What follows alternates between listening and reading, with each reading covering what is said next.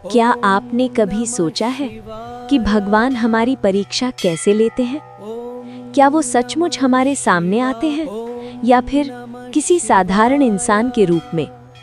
आज की ये कथा आपको सोचने पर मजबूर कर देगी, क्योंकि ये सिर्फ कहानी नहीं बल्कि जीवन का गहरा सत्य है।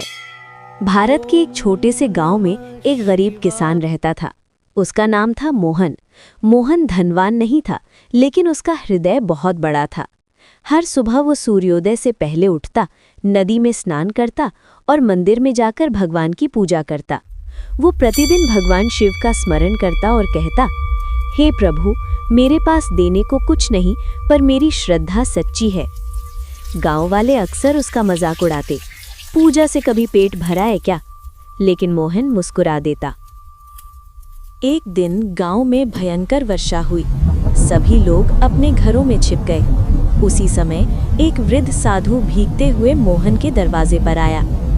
बेटा, कुछ भोजन मिलेगा? मोहन के घर में उस दिन केवल 2 रोटियां थीं, एक उसके लिए, एक उसकी पत्नी के लिए। क्षण भर के लिए वो रुका, लेकिन अगले ही पल उसने दोनों रोटियां साधु को दे दी। पत्नी ने पूछा, हम क्या खाएंगे? मोहन ने शांत स्वर में कहा, जिसने हमें बनाया है वही हमारा पालन भी करेगा। रात गहरी हो चुकी थी। अचानक पूरे घर में तेज प्रकाश फैल गया। वही साधु दिव्य स्वरूप में प्रकट हुए। वो कोई और नहीं, स्वयं भगवान शिव थे। मोहन और उसकी पत्नी स्तब्ध रह गए। भगवान ने कहा, मोहन, तुमने भूखे रहकर भी मेरा आदर किया। तुमने मुझे भोजन नहीं दिया, तुमने अपनी श्रद्धा अर्पित की है। अगले ही दिन मोहन के खेत में अद्भुत उपज हुई। उसकी गरीबी दूर हो गई, लेकिन सबसे बड़ी बात, उसका विनम्र स्वभाव कभी नहीं बदला। इस कथा से हमें क्या सीख मिलती है? भगवान हमारी परीक्षा अचानक लेते हैं। सेवा का अवसर कभी छोटा नहीं होता। सच्ची भक्ति दिखावे में नहीं, त्याग में होती है।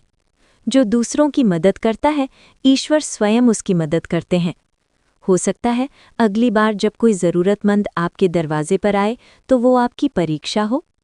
अगर आपको ये कथा प्रेरणादायक लगी हो तो वीडियो को लाइक करें, चैनल को सब्सक्राइब करें और कमेंट में लिखें, हर हर महादेव। आपकी एक टिप्पणी किसी और के जीवन में प्रकाश ला सकती है।